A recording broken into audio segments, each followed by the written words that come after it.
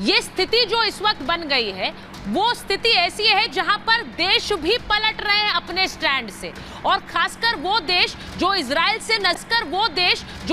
से नजदीकी बनाना चाह रहे थे, जिन्होंने शुरू में शांति का पाठ पढ़ाया, उनके भी क्या स्टैंड बदले हैं? ये देश पलटे हैं। क्या ये उनके डबल स्टैंडर्ड है? मिस्र ने पहले शांति की अपील की थी, इजराइल से भी, फिलिस्तीन से, वहां फिर अरब लीग की उन्होंने बैठक भी बुला ली उसी के साथ साथ, और अब गाजा पट्टी से बॉर्डर को सील भी कर दिया कि वहां के लोग यहां ना आ जाए। तो वहां अपना बॉर्डर एक तरफ हिमायती बन रहा है, दूसरी तरफ बॉर्डर सील कर दिया। लोगों को लेकर अगर सवाल उठ रहे हैं कि वो कहां जाएं, उनकी मदद कौन करेगा, तो सबसे पहला चेहरा किसको दिखाना चाहिए? वो जो लगातार मानवाधिकार की बात कर रहे हैं।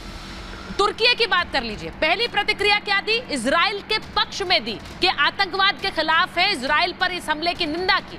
एकजुटता के बाद ही सुर बदल लिए तुर्की ने। एर्दोगान का बयान आया, देश की तरह इजराइल बर्ताव करे, एक देश की तरह बर्ताव करे, और उन्होंने यह भी कहा कि जो इजराइल कर रहा है वो नरसंहार है। यानी एक तरफ पहले साथ दिया, उसके बाद अब इजराइल को नरसंहार करने वाला देश बता रहे हैं। वहीं सऊदी अरब की बात करें तो पहले हमास के खिलाफ इजराइल का साथ दिया, उसके बाद फिलिस्तीन के हक की आवाज उठाई, वो भी ठीक है। दोनों तरफ की बात करते हैं, लेकिन इसी के साथ साथ ओआईसी के 57 देशों की बैठक बुलाने को सऊदी अरब ने कहा है। अब ये देश क्या स्टैंड लेंगे? क्योंकि क्या वाकई इस वक्त मुश्किल है किसी भी एक पक्ष के साथ खड़े रहना। मैं एक बड़ी खबर बता दूं, 24 घंटे में 5 देशों के नेता इजराइल पहुंचने वाले हैं। अमेरिका के विदेश और रक्षा मंत्री पहुंचे हैं, जर्मनी की विदेश मंत्री नेतन्याहू से मिली हैं।